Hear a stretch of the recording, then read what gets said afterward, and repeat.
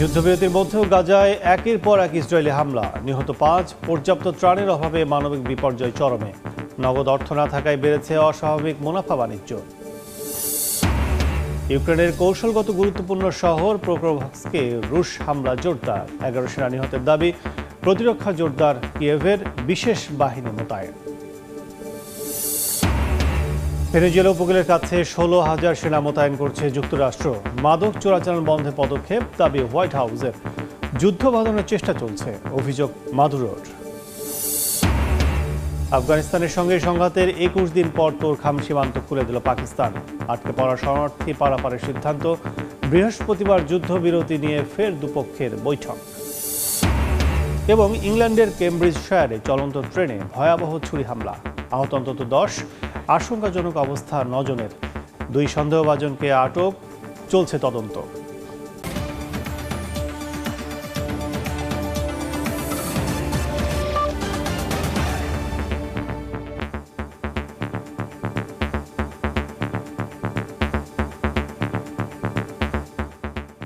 আন্তর্জাতিক সময়ের সঙ্গে আছি আমি কাজল আব্দুল্লাহ।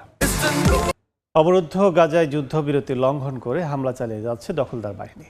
তাদের আক্রমণে আরও ৫ ফিলিস্তিনি নিহত হয়েছেন। টানা পঞ্চম দিনের মতো আকাশ ও স্থল হামলায় কেঁপে ওঠে খান ইউনিস ও উত্তর গাজা। অন্যদিকে যুদ্ধবিরতির শর্ত উপেক্ষা করে ইসরায়েল মাত্র ২৪% সহায়তা ঢুকতে দিয়েছে গাজায়। পরিস্থিতি মানবিক বিপর্যয়ের নতুন স্তরে পৌঁছেছে বলে জানায় গাজার প্রশাসন।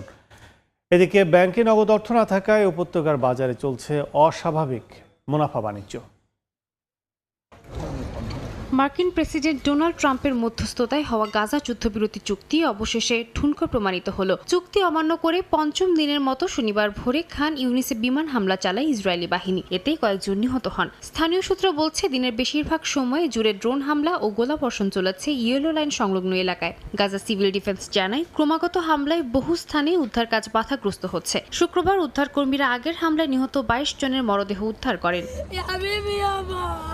গাজা সরকার জানিয়েছে, যুদ্ধবিরতির পর থেকে প্রতিদিন গড়ে মাত্র ১৪৫টি ত্রাণবাহী ট্রাক প্রবেশ করছে, যা চুক্তি অনুযায়ী নির্ধারিত ট্রাকের মাত্র ২৪%। অক্টোবরের ১০ থেকে ৩১ তারিখ পর্যন্ত মোট ৩,২০৩টি ট্রাক গাজায় প্রবেশ করেছে, যার মধ্যে ৮৪টি ডিজেল ও ৩১টি রান্নার গ্যাস বহন করছিল। গাজা প্রশাসন এই অবরোধকে মানবিক অপরাধ হিসেবে অভিহিত করে। গাজার পশ্চিম তীর জুড়ে নতুন করে হামলার পাশাপাশি ইসরায়েলি দখলদার ও বসতি স্থাপনকারীদের আক্রমণ বেড়েছে। নাবলুসের দক্ষিণে তাল শহরে ৩ ফিলিস্তিনি নারীকে মারধর করা হয়। ক্যালকিলিয়ার পূর্বে ফালাতা শহরে জ্বালিয়ে দেওয়া হয় একটি ভবন ও গাড়ি। এদিকে তলকারিম ও হেব্রনে ইসরায়েলি সেনাদের অভিযানে গুলি বর্ষণের খবর পাওয়া গেছে। স্থানীয় গণমাধ্যম বলছে, এসব হামলা যুদ্ধবিরতি শর্তের সরাসরি লঙ্ঘন। এদিকে যুদ্ধবিরতির পর গাজার অর্থনীতিতে দেখা দিয়েছে ভয়াবহ নগদ অর্থের সংকট। ব্যাংক খুললেও সেখানে নেই নগদ অর্থ। ঘন্টার পর ঘন্টা লাইনে দাঁড়িয়েও মানুষ ফিরে যাচ্ছে খালি হাতে। কেউ কেউ বাধ্য হয়ে ২০ থেকে ৪০% পর্যন্ত কেটে বেতন তুলছে কালোবাজারিদের মাধ্যমে, যার সুযোগ নিচ্ছে কিছু অসাধু ব্যবসায়ী ও দালাল চক্র। সামান্য অর্থ তুলতেও দিতে হচ্ছে মোটা কমিশন, ফলে মানবিক চাপে পড়েছে সাধারণ মানুষ। সাদিয়া তাসনিম, সময় সংবাদ। ইউরেনিয়াম সমৃদ্ধিকরণে ইরান কোনো দর কষাকষিতে রাজি নয় বলে মন্তব্য করেছেন দেশটির পররাষ্ট্রমন্ত্রী আব্বাস আরাকচি। এছাড়া ইসরায়েল থেকে ভবিষ্যতে কোনো হামলা হলে এর পরিমাণ ভয়াবহ হবে বলে হুঁশিয়ারি দেন তিনি। এদিকে ইরানে মার্কিন হামলায় পারমাণবিক স্থাপনায় কিছুটা ক্ষতি হলেও ইউরেনিয়াম সমৃদ্ধিকরণ প্রযুক্তি অক্ষত রয়েছে বলে দাবি তেহরানের। চলমান উত্তেজনার মধ্যে যুক্তরাষ্ট্র ও ইরানকে পারমাণবিক আলোচনায় ফেরার আহ্বান জানিয়েছে ওমান। যুক্তরাষ্ট্র ও ইরানের মধ্যে পরমাণু বিষয়ক আলোচনা চলাকালীন গেল জুন মাসে তেহরানে হামলা চালায় ইসরায়েল। চলমান সংঘাতের মধ্যেই ইরানের গুরুত্বপূর্ণ কয়েকটি পারমাণবিক স্থাপনা ধ্বংসের চেষ্টা করে যুক্তরাষ্ট্র। এরপর থেকে ওয়াশিংটন ও তেহরানের মধ্যে চলা আলোচনা পুরোপুরি ভেস্তে যায়। এর ফলাফল হিসেবে একদিকে ইরানের উপর আন্তর্জাতিক নিষেধাজ্ঞা জারি হয়, অন্যদিকে তেহরান পুরোদমে তাদের পারমাণবিক কার্যকলাপ পরিচালনা করতে থাকে। এরই মধ্যে ইরানের পররাষ্ট্রমন্ত্রী আব্বাস আরাকচি জানিয়েছেন, ইউরেনিয়াম সমৃদ্ধিকরণ থামাবে না তেহরান। এই নিয়ে কোনো সমঝোতা করতে ইচ্ছুক নয় বলে সাফ জানিয়েছেন তিনি। এছাড়া ক্ষেপণাস্ত্র তৈরি নিয়েও কোনো দর কষাকষিতে ইচ্ছুক নয় তেহরান। শুধু তাই নয়, ভবিষ্যতে যদি ইসরায়েল আবারও হামলার পদক্ষেপ নেয় তাহলে এর পরিণতি ভয়াবহ হবে বলেও হুঁশিয়ারি দিয়েছে দেশটি। ইসরায়েলের পাশাপাশি যুক্তরাষ্ট্রের ভূমিকা নিয়েও মন্তব্য করেন আরাকচি। মার্কিন হামলায় পারমাণবিক স্থাপনায় ক্ষতি হলেও ইউরেনিয়াম সমৃদ্ধকরণ প্রযুক্তি অক্ষত রয়েছে বলে দাবি করেন তিনি। এছাড়া যেসব স্থাপনায় হামলা চালানো হয়েছে সেখানেই পারমাণবিক উপাদান সুরক্ষিত আছে বলেও জানান আরাকচি। এদিকে যুক্তরাষ্ট্রের প্রেসিডেন্ট ডোনাল্ড ট্রাম্প 3 দশক পর প্রথমবারের মতো পারমাণবিক অস্ত্র পরীক্ষার নির্দেশ দিয়েছেন, যা নিয়ে তীব্র প্রতিক্রিয়া জানিয়েছে তেহরান। এই পদক্ষেপকে বিপরীতমুখী ও দায়িত্বজ্ঞানহীন আখ্যা দিয়ে আরাকচি বলেন, যুক্তরাষ্ট্র ইরানের কর্মসূচিকে দোষারোপ করলেও নিজেই পারমাণবিক পরীক্ষা চালিয়ে নাটক করছে। ইরান কোনো পশ্চিমা চাপে নত হবে না বলে মন্তব্য করেন দেশটির পররাষ্ট্রমন্ত্রী। তবে সরাসরি আলোচনায় বসতে না চাইলেও পরোক্ষ আলোচনার দরজা খোলা রয়েছে বলে জানিয়েছেন তিনি। এদিকে যুক্তরাষ্ট্র ও ইরানকে আবারও আলোচনায় ফেরার আহ্বান জানিয়েছে ওমান। এর আগে একাধিক দফা ওয়াশিংটন তেহরান পরমাণু আলোচনার আয়োজন করেছিল মাস্কট। ইয়াসিন মোহাম্মদ জিসান, সময় সংবাদ। রাশিয়ার আক্রমণের মুখে প্রতিরক্ষা জোরদার করেছে ইউক্রেনীয় বাহিনী। নিজস্ব ড্রোন প্রযুক্তি ব্যবহারের মাধ্যমে অস্ত্র প্রতিহতের পাশাপাশি পোক্রোভস্ক এলাকায় বিশেষ সেনাও মোতায়েন করেছে। এদিকে কৌশলগতভাবে গুরুত্বপূর্ণ অঞ্চলটিতে হামলা জোরদার করেছে রাশিয়া। এতে নিহত হয়েছেন 11 ইউক্রেনীয় নাগরিক। যুদ্ধ বন্ধ নিয়ে জল্পনা কল্পনার মধ্যেই রাশিয়া ইউক্রেনের পাল্টাপাল্টি হামলা অব্যাহত রয়েছে। অত্যাধুনিক রুশ অস্ত্র, বিমান, ক্ষেপণাস্ত্র প্রতিরোধে সর্বোচ্চ চেষ্টা চালাচ্ছে ইউক্রেন। দেশটির স্কোয়াড্রন ইউনিট বৃহস্পতিবার রাশিয়ার শাহেদ ড্রোন ধ্বংসের চেষ্টা চালায় ইন্টারসেপ্টর ড্রোন ব্যবহার করে। রাশিয়ার একাধিক আক্রমণ ঠেকানোর পাশাপাশি দেশটির বিভিন্ন স্থানে রুশ ক্ষেপণাস্ত্র, অস্ত্র ও সৈন্য ঘাঁটি লক্ষ্য করে হামলার দাবি করেছে কিয়েভ। এদিকে রাশিয়ার সামরিক মন্ত্রণালয় জানায়, গত সপ্তাহে ইউক্রেনীয় প্রতিরক্ষা শিল্প, শক্তি অবকাঠামো, বিমান ঘাঁটি এবং অস্ত্রাগার লক্ষ্য করে আক্রমণ চালিয়েছে তারা। দাবি করে 17টি ইউক্রেনীয় এয়ার গাইডেড বোমা, 10টি মার্কিন সরবরাহিত হিমার্স রকেট, 2টি নেপচুন দূরপাল্লার মিসাইল এবং 1700 ড্রোন ধ্বংস করা হয়েছে। দেশটির প্রতিরক্ষা মন্ত্রণালয় জানায়, জাপোরিঝিয়া ও খার্কিভে বেশ কয়েকটি গ্রাম দখলে নিয়েছে তারা। পুতিন বাহিনী বলছে, যুক্তরাষ্ট্র টমাহক ক্ষেপণাস্ত্র সরবরাহের পরিকল্পনা যুদ্ধের উত্তেজনাকে উস্কে দিয়েছে। এদিকে দোনেৎস্কের প্রবেশপথ নামে পরিচিত পোক্রোভস্ক অঞ্চলে চলছে 2 দলের কৌশলগত লড়াই। রাশিয়ার দাবি, অঞ্চলটিতে হেলিকপ্টার দিয়ে পাঠানো ইউক্রেনীয় বিশেষ বাহিনীকে ঘেরাও করে ধ্বংস করেছে তারা। এতে 11 ইউক্রেনীয় নিহত হয় বলেও দাবি করেন তারা। তবে ইউক্রেনের সেনা সূত্র বলছে, কৌশলগতভাবে গুরুত্বপূর্ণ এই অঞ্চলটি রক্ষায় এর মধ্যে বিশেষ বাহিনী মোতায়েন করেছে জেলেনস্কি প্রশাসন। ইউক্রেনের প্রেসিডেন্ট জেলেনস্কি বলেছেন, পোক্রোভস্ক তাদের অগ্রাধিকার। দখলদারদের ঠেকাতে তারা সব ধরনের পদক্ষেপ নিতে প্রস্তুত। সাদিয়া তাসনিম, সময় সংবাদ। ভেনেজুয়েলার উপকূলবর্তী এলাকায় 16,000 সদস্যের বিশাল সামরিক বাহিনী মোতায়েন করছে যুক্তরাষ্ট্র। এতে অংশ নিচ্ছে 10,000 সেনা ও 6,000 নাবিক। হোয়াইট হাউসের দাবি, মাদক চোরাচালান প্রতিহতের উদ্দেশ্যেই এই পদক্ষেপ।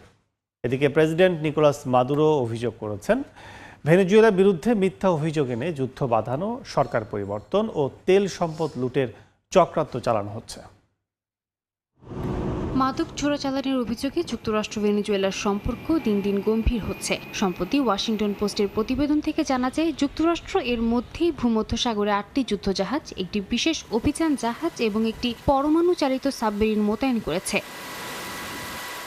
আগামী সপ্তাহেই সেখানে পৌঁছাবে USS Gerald R Ford carrier. সঙ্গে থাকবে আরও 3টি জাহাজ এবং 4,000 সামরিক কর্মী। পুয়ের্তো রিকোর ঘাঁটিতে মোতায়েন রয়েছে F-35 যুদ্ধবিমানও। মার্কিন প্রশাসনের দাবি, মূলত লাতিন আমেরিকার মাদক কারবার প্রতিহতের উদ্দেশ্যে সেনা মোতায়েন করা হচ্ছে। সেপ্টেম্বর থেকে তারা সন্দেহভাজন মাদক পরিবহনকারী জাহাজে হামলা চালাচ্ছে, যদিও কোনো অভিযান ভেনেজুয়েলার নৌসীমায় হয়নি। বিশেষজ্ঞরা বলছেন, ভূমধ্যসাগরীয় অঞ্চলে এত বড় সেনা মোতায়েন কেবল মাদক প্রতিহতে সীমাবদ্ধ নাও থাকতে পারে। ভেনেজুয়েলার প্রেসিডেন্ট নিকোলাস মাদুরো অভিযোগ করেছেন, একের পর এক পদক্ষেপ নিয়ে দেশটির উপর চাপ সৃষ্টি করছে যুক্তরাষ্ট্র। সরকার পরিবর্তন এবং তেল সম্পদ লুটের জন্য মিথ্যা অভিযোগ আনা হচ্ছে বলেও দাবি করেন তিনি। মাদুরো যুক্তরাষ্ট্রকে কল্পকাহিনী তৈরি ও মিথ্যাচার ছড়ানোর জন্য দায়ী করেছেন।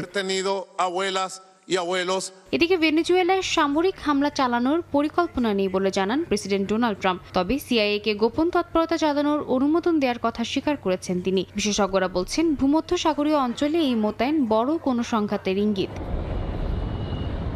সাদিয়া তাসনিম, সময় সংবাদ। আফগানিস্তানের সঙ্গে যুদ্ধবিরতির পর অবশেষে তোরখাম সীমান্ত খুলে দিয়েছে পাকিস্তান। সংঘাতের কারণে আটকে পড়া হাজার হাজার আফগান শরণার্থীর পারাপারের জন্য সীমিত আকারে খুলে দেওয়া হয় সীমান্ত। তবে বাণিজ্যিক কার্যক্রমের ওপর নিষেধাজ্ঞা এখনও বহাল রেখেছে দেশটি। এদিকে দুদেশের মধ্যে স্থায়ী শান্তি ও স্থিতিশীলতা বজায় রাখতে আগামী 6 নভেম্বর ইস্তাম্বুলে বৈঠক অনুষ্ঠিত হবে। তুরস্ক ও কাতারের মধ্যস্থতায় বৈঠক ফলপ্রসূ হওয়ার ব্যাপারে আশা প্রকাশ করেছে পাকিস্তান। গেল 12 অক্টোবর প্রাণঘাতী সংঘর্ষের পর আফগানিস্তানের সঙ্গে সব সীমান্ত পথ বন্ধ করে দেয় পাকিস্তান। প্রায় 3 সপ্তাহ ধরে সীমান্ত বন্ধ থাকায় হাজার হাজার আফগান শরণার্থী ও শত শত পণ্যবাহী ট্রাক আটকা পড়ে, যার কারণে দুই দেশের মধ্যে বাণিজ্যিক কার্যক্রম স্থবির হয়ে পড়ে। অবশেষে তোরখাম সীমান্ত ক্রসিং আবারও খুলে দেওয়া হয়েছে। দুদেশের সংঘাত নিরসনের যুদ্ধবিরতিতে সম্মত হওয়ার পর স্থানীয় সময় শনিবার বন্ধ থাকা সীমান্ত সীমিত আকারে খুলে দেয় পাকিস্তান। দেশটিতে আটকা পড়া আফগান শরণার্থীদের ফিরে যাওয়ার ব্যবস্থা করতেই এই সীমান্ত খুলে দেওয়া হয়। তবে ভ্রমণকারীদের আপাতত তোরখাম সীমান্ত ব্যবহার না করার অনুরোধ জানিয়েছে স্থানীয় প্রশাসন। এমনকি সীমান্ত পেরিয়ে বাণিজ্যিক কার্যক্রমের ওপর নিষেধাজ্ঞা এখনও বহাল রয়েছে। দুদেশের মধ্যে স্থায়ী শান্তি ও স্থিতিশীলতা বজায় রাখতে একটি কার্যকর প্রক্রিয়া নির্ধারণে আগামী 6 নভেম্বর ইস্তাম্বুলে বৈঠক অনুষ্ঠিত হতে যাচ্ছে। এই বৈঠক ফলপ্রসূ হবে বলে আশা প্রকাশ করেছেন পাকিস্তানের পররাষ্ট্র মন্ত্রণালয়ের মুখপাত্র তাহির আন্দ্রাবি। এর আগে ইস্তাম্বুলে তুরস্ক ও কাতারের মধ্যস্থতায় আলোচনায় অংশ নিয়ে যুদ্ধবিরতি বাড়ানোর বিষয়ে সিদ্ধান্তে পৌঁছায় দুই দেশ। নাসরিন রুমি, সময় সংবাদ।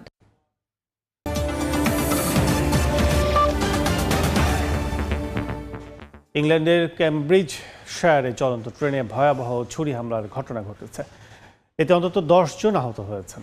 ব্রিটিশ ট্রান্সপোর্ট পুলিশ জানায়, শনিবার স্থানীয় সময় রাতে হান্টিংডনগামী ট্রেনে ছুরিকাঘাতের ঘটনায় একাধিক যাত্রী আহত হন। খবর পেয়ে তাদের উদ্ধার করে হাসপাতালে ভর্তি করা হয়। 9 জনের অবস্থা আশঙ্কাজনক বলে জানা গেছে। এই ঘটনায় সন্দেহভাজন 2 জনকে গ্রেফতার করেছে পুলিশ। ব্রিটিশ প্রধানমন্ত্রী কিয়ার স্টারমার এক্সে এক পোস্টে ভয়াবহ এই হামলার নিন্দা জানিয়েছেন। হামলার কারণ জানতে চলছে তদন্ত।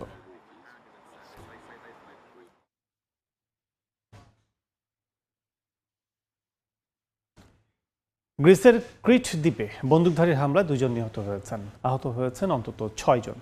শনিবার স্থানীয় সময় সকালে ভরিজিয়া গ্রামে এই গোলাগুলির ঘটনা ঘটে।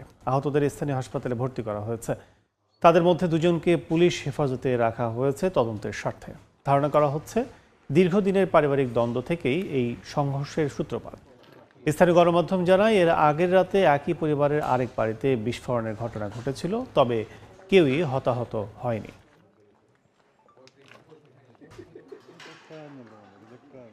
আন্তর্জাতিক সময়। ভারতের অন্ধ্রপ্রদেশের ভেঙ্কটেশ্বর মন্দিরে পদদলিত হয়ে নারী শিশু সহ অন্তত 12 জনের মৃত্যু হয়েছে। আহত হয়েছেন বেশ কয়েকজন।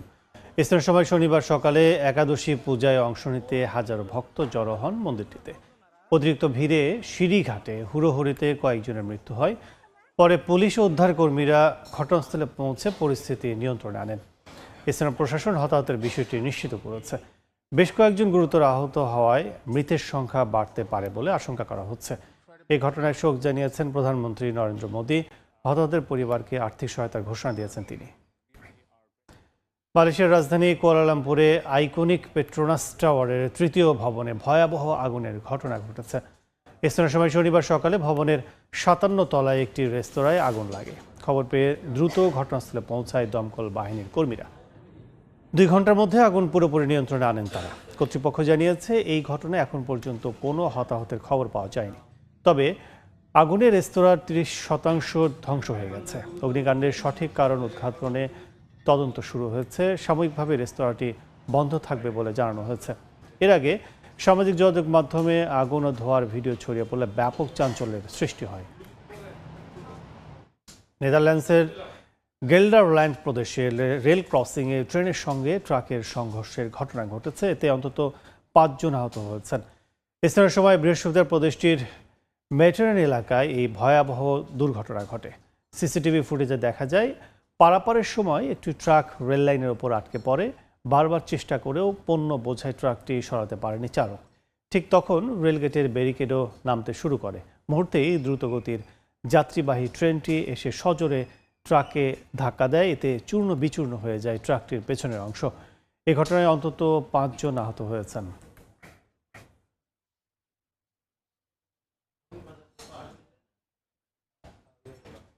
এবার যুক্তরাষ্ট্রের মিউজিয়াম অব ক্যালিফোর্নিয়ার একটি সংরক্ষণাগারে ডাকাতি হয়েছে। 1000-এর বেশি স্বর্ণালংকার সহ নিদর্শন নিয়ে গেছে ডাকাত দল। স্থানীয় প্রশাসন এফবিআই সহায়তায় যৌথভাবে ঘটনাটি তদন্ত করছে। এক বিবৃতিতে পুলিশ জানায় 15 অক্টোবর ভোর 3:30টার দিকে কয়েকজন ওই স্থাপনায় ঢুকে পড়ে। এরপর সংগ্রহশালা থেকে নিদর্শন চুরি করে তারা। চুরি হওয়া নিদর্শনের মধ্যে রয়েছে নেটিভ আমেরিকান ঝুড়ি, হাতির দাঁতের খোদাই কাজ, প্রাচীন ফটোগ্রাফিক পদ্ধতির ছবি সহ বিভিন্ন ঐতিহাসিক সামগ্রী এবং কয়েকটি ল্যাপটপ। সান ফ্রান্সিসকোতে বে এরিয়ায় অবস্থিত জাদুঘরটি প্রতিষ্ঠিত হয় 1969 সালে। এখানে 20 লাখের বেশি নিদর্শন সংরক্ষিত রয়েছে। এর মধ্যে রয়েছে গুরুত্বপূর্ণ শিল্পকর্ম, ঐতিহাসিক নিদর্শন ও প্রাকৃতিক নমুনা। এদিকে প্যারিসের লুভর মিউজিয়াম থেকে গয়না চুরির ঘটনায় আরও 2 জনকে আটক করেছে ফ্রান্সের পুলিশ। গত মাসের এই চুরিতে এখন পর্যন্ত 4 জনের বিরুদ্ধে মামলা হয়েছে। নতুন অভিযুক্তদের একজন 38 বছর বয়সী এক নারী, যিনি চুরির সহায়তা অপরাধ চক্রে সম্পৃক্ততার অভিযোগে অভিযুক্ত।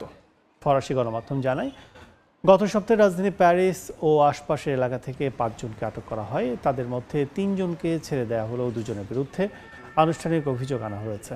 অভিযুক্ত নারীকে শনিবার আদালতে হাজির করা হলে তিনি কান্নায় ভেঙে পড়েন এবং আদালত তার আটকাদেশ বহাল রাখে।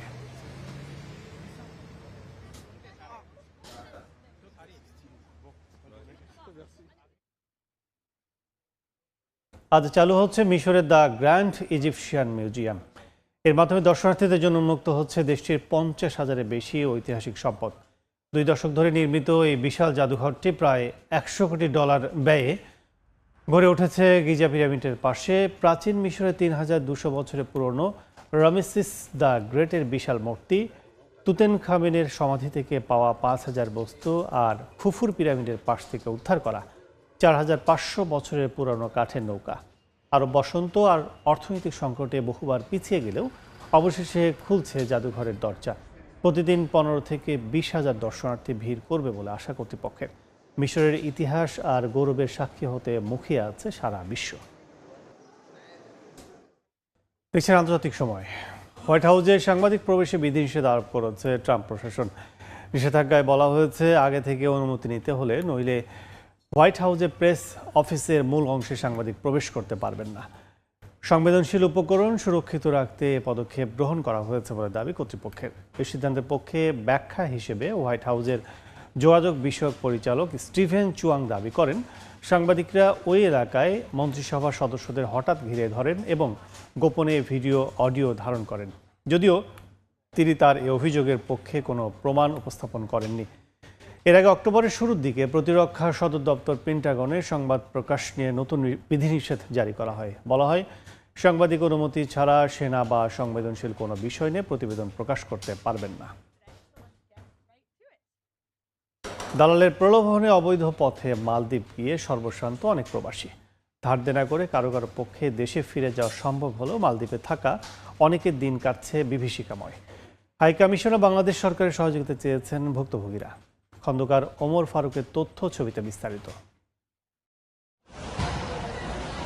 কর্মসংস্থানের আশায় ফ্রি বা ভ্রমণ ভিসায় প্রতিদিনই বিভিন্ন দেশে পাড়ি জমাচ্ছেন বাংলাদেশিরা। বর্তমানে সবচেয়ে বেশি যাচ্ছেন মালদ্বীপে। অধিকাংশই ভ্রমণ ভিসা নিয়ে আসলেও দালালের মিথ্যা প্রলোভনে মাথায় তুলে নিয়েছেন ঋণের বোঝা। কিন্তু মালদ্বীপে পৌঁছানোর পর দেখা মিলছে চরম বাস্তবতার। কর্মহীন দিন, আবাসনহীন রাত, এমনকি ন্যূনতম খাবারের টাকাও জোগাড় হচ্ছে না অনেকের। ভুক্তভোগীরা জানান, বিদেশে পাঠানোর পর বেশিরভাগ দালালি নিরুদ্দেশ হয়েছেন, বন্ধ করে দিয়েছেন যোগাযোগের পথ। এমনকি অনেক প্রবাসীর পাসপোর্টও হাতিয়ে নিয়েছে অসাধু দালাল চক্রগুলো। এ অবস্থায় দেশে ফেরার রাস্তাও বন্ধ হয়ে গেছে তাদের। দালালে বলছে দোকানের কাজ দিব, আনি আঙ্গরে মাল দিবে। 2 মাস আনি বসায় রাখছে। 2 মাস আমাদের যে কষ্ট হইতে আছে, খানা ফসা ভাত তো আমরা খাইছি। আমি বাংলাদেশের সরকারের কাছে আমার একটাই চাওয়া, আমি যেন নিজ সঠিক বিচারটা পাই। 8 মাস হয়ে গেছে দালাল খোঁজখবর নেয় না, বাড়ি থেকে টাকা না, গেস্ট হাউসের ভাড়া দেওয়া লাগছে, তারপর খানা খরচ দেওয়া লাগছে। দালাল চক্রের শিকার অনেক ভুক্তভোগী হাইকমিশনে অভিযোগের পাশাপাশি দেশে ফেরার ট্রাভেল পারমিট চাচ্ছেন। আমি যেন বাংলাদেশে যাইতে পারি, আমি দূতাবাসের কাছে একটাই আমার আবদার। আমি দেশে যাইতে পারি, এখানে আমি আর থাকবো না, এখানে আমার অনেক অসুবিধা হইতেছে, এখানে আমার একটু দেশে পাঠানোর ব্যবস্থা করে দেন। সমস্যা সমাধানে মালদ্বীপের লেবার রিলেশন অথরিটির সঙ্গে যোগাযোগ হচ্ছে বলে জানিয়েছে বাংলাদেশ হাইকমিশন। এগুলা হচ্ছে আমরা একটা অভিযোগ আমাদের হাইকমিশনে রাখতেছি এবং হচ্ছে এখানকার যে সংশ্লিষ্ট মন্ত্রণালয় আছে হোমল্যান্ড সিকিউরিটি মিনিস্ট্রি, ওইখানে আমরা তাদের কমপ্লেনগুলো পাঠাচ্ছি এবং এখানে লেবার রিলেশন অথরিটি নামে একটা সংস্থা আছে, তারা এই বিষয়গুলো দেখতেছে। স্বপ্ন নিয়ে মালদ্বীপে যাওয়া প্রবাসী বাংলাদেশিরা এখন দুঃস্বপ্নের চোরাবাড়ি থেকে বের হওয়ার পথ খুঁজছেন। দেশে ফিরতে বাংলাদেশ সরকার ও হাই কমিশনের সহযোগিতাও চেয়েছেন তারা। সময় সংবাদ, মালদ্বীপ। ভারতের দিল্লি শহরের নাম পরিবর্তন করে ইন্দ্রপ্রস্থ রাখার প্রস্তাব দিয়েছেন বিজেপির এক সংসদ সদস্য। ভারতীয় গণমাধ্যম জানায় এ বিষয়ে স্বরাষ্ট্রমন্ত্রী অমিত শাহকে একটি চিঠি পাঠিয়েছেন বিজেপির সংসদ সদস্য প্রবীণ খান্ডেলওয়ালা। তার দাবি, এই নাম শহরের প্রাচীন ঐতিহ্য সভ্যতার মূল শিকড়ের প্রতিফলন ঘটাবে। চিঠিতে পুরনো দিল্লি রেল স্টেশনের নাম পরিবর্তন করে ইন্দ্রপ্রস্থ জংশন এবং আন্তর্জাতিক বিমানবন্দরের নাম ইন্দ্রপ্রস্থ বিমানবন্দর রাখার প্রস্তাবও করা হয়েছে। চিঠিটি অমিত শাহের পাশাপাশি দিল্লির মুখ্যমন্ত্রী ও অন্য মন্ত্রীদের কাছেও পাঠানো হয়।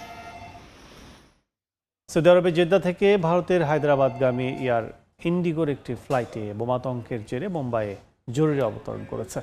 গণমাধ্যম সূত্রে জানা যায়, স্থানীয় সময় শনিবার বিমানটিকে 1984 সালের মাদ্রাজ বিমানবন্দর বিস্ফোরণের কায়দায় উড়িয়ে দেওয়া হবে বলে হুমকি পাওয়া যায়।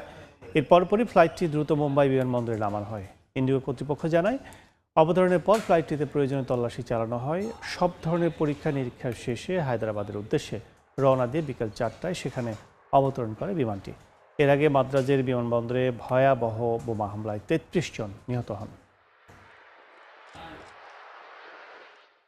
সার্বিয়া রেল স্টেশনে ধসে হতাহতের ঘটনায় প্রথম বার্ষিকী অনুষ্ঠিত হয়েছে। এতে অন্তত 10,000 মানুষ অংশ নেন। 2024 সালের 1 নভেম্বর দেশটির দ্বিতীয় বৃহত্তম নোভি সাদ শহরে নতুন করে সংস্কার করা রেল স্টেশনের ছাদ ধসে 16 জন নিহত হন। ভয়াবহ এই দুর্ঘটনার প্রথম বার্ষিক উপলক্ষে সমবেত হন শোকাহত জনতা। নিহতদের প্রতি শ্রদ্ধা জানিয়ে 16 মিনিট নীরবতা পালন করেন তারা। স্টেশন চত্বরে ফুল, মোমবাতি ও পুষ্পস্তবক অর্পণ করা হয়। এ সময় কান্নায় ভেঙে পড়ে নিহতদের স্বজনরা। নিহতদের নাম লেখা ব্যানার হাতে শান্তিপূর্ণ মিছিল করতেও দেখা যায়। মর্মান্তিক এই ঘটনায় ইতিমধ্যে 1 নভেম্বরকে জাতীয় শোক দিবস ঘোষণা করেছে দেশটির সরকার।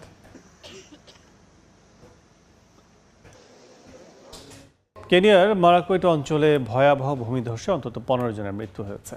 এখনও নিখোঁজ 30 জনের বেশি।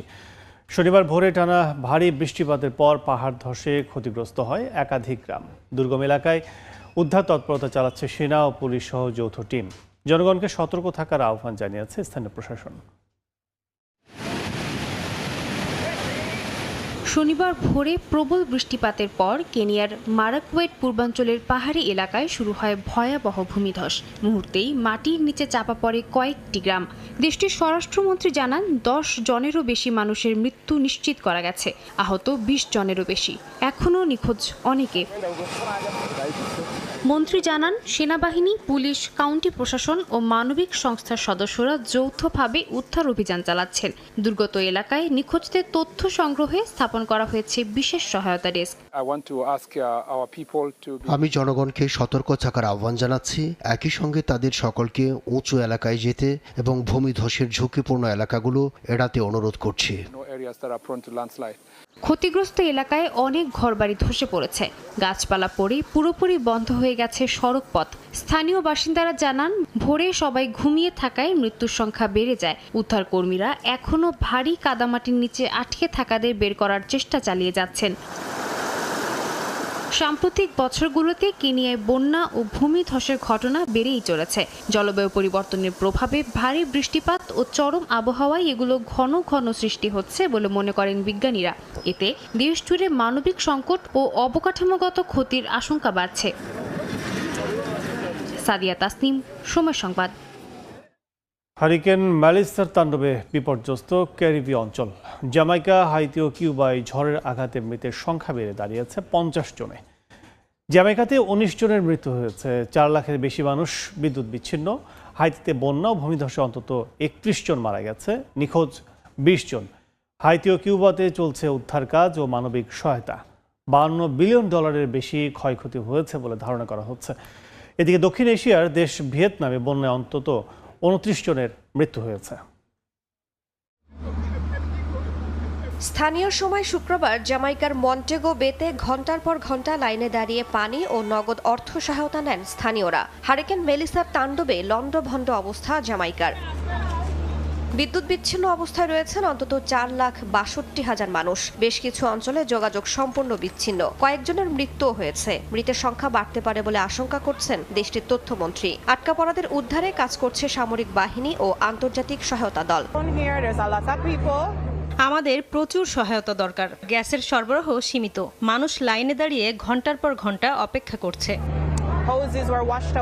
মেলিসার প্রভাবে হাইতিতে বন্যা ও ভূমিধসে অনেক মানুষের প্রাণহানি হয়েছে। সবচেয়ে ক্ষতিগ্রস্ত হয়েছে পেটিট গোয়েভ, যেখানে নদী উপচে পড়ায় শিশুসহ কয়েকজনের মৃত্যু হয়েছে। নিখোঁজ রয়েছেন আরও অনেকে। ধ্বংসস্তূপ ও কাদামাটি সরিয়ে তাদের সন্ধানে কাজ করছে স্বেচ্ছাসেবী দল। এদিকে দূষিত পানিতে দেশটিতে কলেরার ঝুঁকি বাড়ছে বলে সতর্ক করেছে কর্তৃপক্ষ।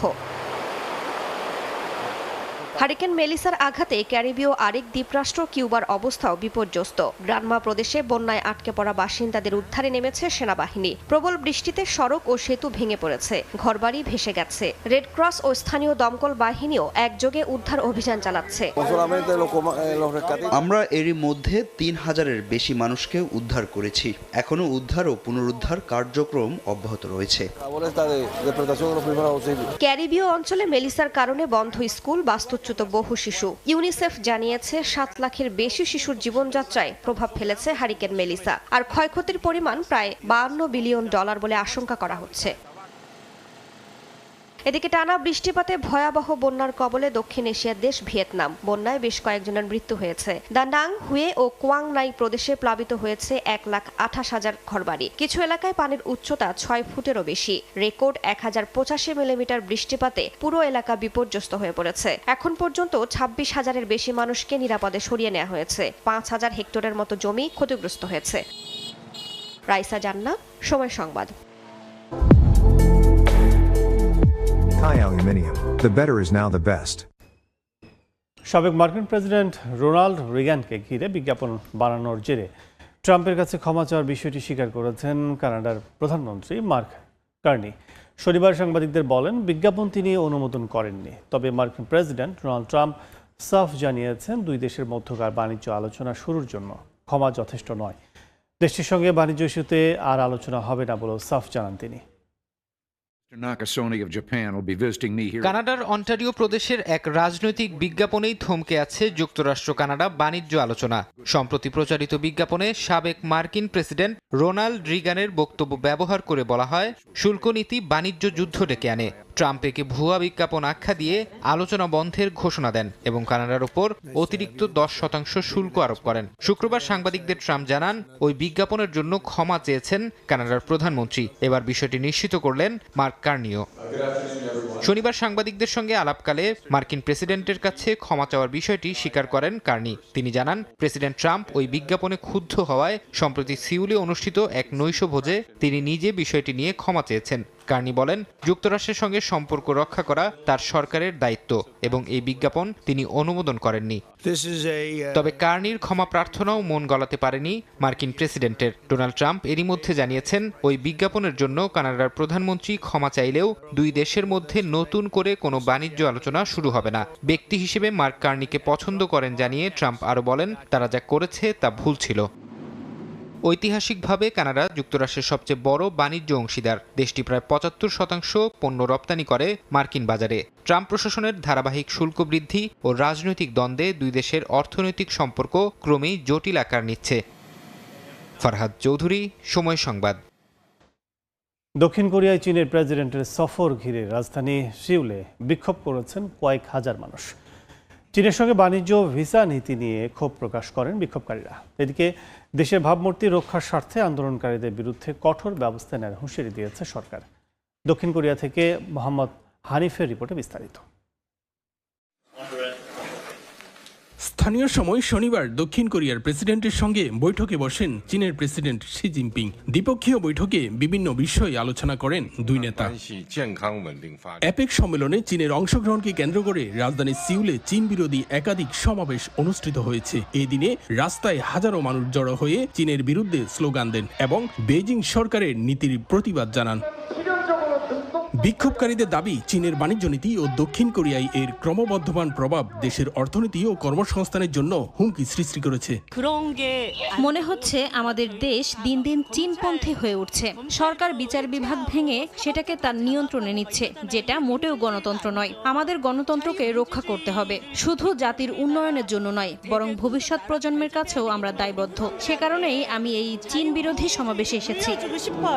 দক্ষিণ কোরিয়ার সরকার এক বিবৃতিতে জানিয়েছে দেশের ভাবমূর্তি রক্ষার স্বার্থে সব ধরনের বিরোধী কর্মকাণ্ডের বিরুদ্ধে কঠোর ব্যবস্থা নেওয়া হবে। বিশ্লেষকদের মতে এ ধরনের বিক্ষোভ চীন দক্ষিণ কোরিয়ার সম্পর্ককে আরো জটিল করে তুলছে, বিশেষ করে দুই দেশের বাণিজ্য ও পর্যটন খাতে।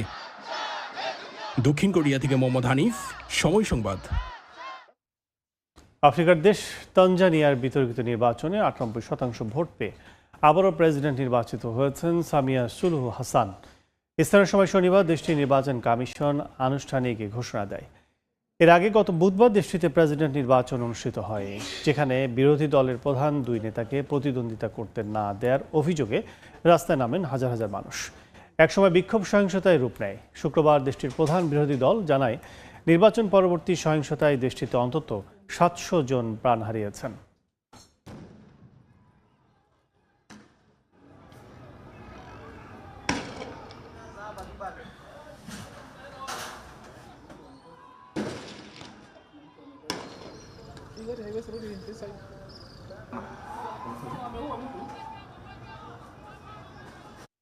আন্তর্জাতিক সময়। জার্মানির বার্লিন ব্র্যান্ডেনবার্গ বিমানবন্দরের আকাশে অজ্ঞাত ড্রোন দেখা যাওয়ায় প্রায় 2 ঘন্টা বন্ধ ছিল সব ফ্লাইট। শুক্রবার স্থানীয় সময় রাতে উড়োজাহাজ ওঠানামা স্থগিত থাকায় কয়েকটি ফ্লাইট অন্য শহরে ঘুরিয়ে দেওয়া হয়। এ ঘটনায় বার্লিন থেকে অসলো ও বার্সেলোনা যাওয়ার ফ্লাইট স্থগিত করা হয়। এদিন রাত 8টার দিকে বিমানবন্দরের উত্তর রানওয়ের কাছে ড্রোন দেখা যায় বলে জানান প্রত্যক্ষদর্শীরা। টহলরত পুলিশ সদস্যরাও একটি ড্রোন দেখতে পান বলে নিশ্চিত করেন, কিন্তু তারা সেটিকে শনাক্ত করতে পারেননি। ঘটনাস্থলে হেলিকপ্টার সহ বিপুল পুলিশ সদস্য মোতায়েন করা হয়। ফেডারেল এভিয়েশনের সদস্যরাও অভিযানে যায়। যাত্রীদের নিজ নিজ এয়ারলাইন্সের সঙ্গে যোগাযোগ রাখার পরামর্শ দেওয়া হয়। গবেষণার জন্য প্রথমবারের মতো 3 জন নভোচারীর সাথে 4টি ইঁদুর মহাকাশে পাঠিয়েছে চীন। শুক্রবার রাতে জিওয়ান স্যাটেলাইট লঞ্চ সেন্টার থেকে উৎক্ষেপণ করা হয় শিনঝু 21 মহাকাশ যানটি। দেশটির রাষ্ট্রীয় বার্তা সংস্থা জানিয়েছে আগামী বছর পাকিস্তান থেকে নভোচারী পাঠানোর পরিকল্পনা রয়েছে বেইজিংয়ের। মহাকাশ অভিযানে আরও একটি মাইলফলক অর্জন করেছে চীন। গবেষণার জন্য 3 জন নভোচারী এবং 4টি ইঁদুর পাঠিয়েছে দেশটি। চীনের রাষ্ট্রীয় বার্তা সংস্থা জানিয়েছে নভোচারীরা প্রায় 6 মাস মহাকাশ স্টেশনে অবস্থান করবেন। সেই সময় সেখানে 27টি বৈজ্ঞানিক প্রকল্প পরিচালনা করবেন তারা। আর ইঁদুরগুলো 5 থেকে 7 দিনের মধ্যে পৃথিবীতে ফিরে আসবে। উত্তর পশ্চিম চীনের জিওয়ান স্যাটেলাইট লঞ্চ সেন্টার থেকে উৎক্ষেপণ হওয়ার মাত্র 3 ঘন্টা 30 মিনিটের মধ্যে তিয়ানগং স্পেস স্টেশনের সঙ্গে সংযুক্ত হয় শিনঝু 21 মহাকাশ যানটি। যুক্তরাষ্ট্র 2011 সালে চীনকে আন্তর্জাতিক মহাকাশ স্টেশন থেকে বাদ দেয়। 2021 সালে নিজস্ব মহাকাশ স্টেশন তিয়ানগং তৈরি করে চীন। এরপর থেকেই প্রতি 6 মাস পর পর মহাকাশে গবেষণা কাজের জন্য 3 জন নভোচারীর একটি করে দল পাঠায় দেশটি। তারই ধারাবাহিকতায় শুক্রবার 7মবারের মতো মহাকাশে নভোচারীর দল পাঠালো বেইজিং। আগামী বছর পাকিস্তান থেকে প্রথম বিদেশি নভোচারীকে তিয়ানগং স্টেশনে পাঠানোর পরিকল্পনাও রয়েছে বেইজিংয়ের। 2030-এর দশকে চীন ও যুক্তরাষ্ট্রের মধ্যে মহাকাশ নিয়ে অনেক প্রতিযোগিতামূলক ঘটনা ঘটতে পারে বলে মনে করেন বিশ্লেষকরা। শেখ সাদি মারজান, সময় সংবাদ। যুক্তরাষ্ট্র জুড়ে নানা আয়োজনের মধ্য দিয়ে উদযাপিত হলো হ্যালোইন। স্থানীয় সময় শুক্রবার হলিউডের জনপ্রিয় হ্যালোইন কার্নিভাল পার্টিতে ভিড় করে হাজার হাজার মানুষ। ভুতুড়ে নানা সাজে হাজির হন সবাই। এদিন নিউ ইয়র্কের ম্যানহাটনে অনুষ্ঠিত হয় হ্যালোইন প্যারেড। উৎসব উদযাপনে ফ্লোরিডায় এক নৈশভোজের আয়োজন করেন মার্কিন প্রেসিডেন্ট ডোনাল্ড ট্রাম্প।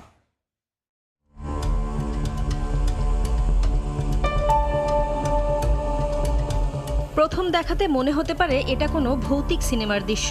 স্থানীয় সময় শুক্রবার হলিউড জুড়ে এভাবেই ছড়িয়ে পড়েছিল ভৌতিক উচ্ছ্বাস। শহরের বার্ষিক হ্যালোউইন কার্নিভাল পার্টি উপলক্ষে এ আয়োজনে ভৌতিক সাজ পোশাকে অংশ নেয় অনেকে, যা দেখতে ভিড় করেন হাজারো মানুষ, যাদের মধ্যে অনেককে ঐতিহাসিক ও সমসাময়িক চরিত্রে অনুপ্রাণিত হয়ে পোশাক পরে হাজির হতে দেখা যায়। লস অ্যাঞ্জেলেসের এই জনসমাগমে উৎসব মুখর হয়ে ওঠে পুরো এলাকা। নিউ ইয়র্কের ম্যানহাটনেও অনুষ্ঠিত হয় 52তম বার্ষিক ভিলেজ হ্যালোউইন প্যারেড, যেখানে হাজারো অংশগ্রহণকারী সেজেছিলেন নানা রকম পোশাকে। পুলিশি নজরদারি থাকলেও পুরো আয়োজনটি শান্তিপূর্ণভাবে শেষ হয়। এদিকে হ্যালোউইন উপলক্ষে ফ্লোরিডার মার-আ-লাগোতে এক নৈশভোজের আয়োজন করেন মার্কিন প্রেসিডেন্ট ডোনাল্ড ট্রাম্প, যেখানে তার পরিবারের সদস্য, মন্ত্রিসভার সদস্য ও আমন্ত্রিত অতিথিরা উপস্থিত ছিলেন। নাসরিন রুমি, সময় সংবাদ।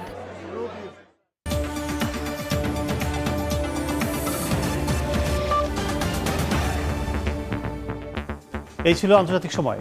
এরপর 10টার সময় সংবাদের সঙ্গে থাকবেন রাইসা জান্নাত। ধন্যবাদ কাজল। 10টার সময় সংবাদ নিয়ে আসছে কিছুক্ষণ পরেই, সঙ্গেই থাকুন সময়ের।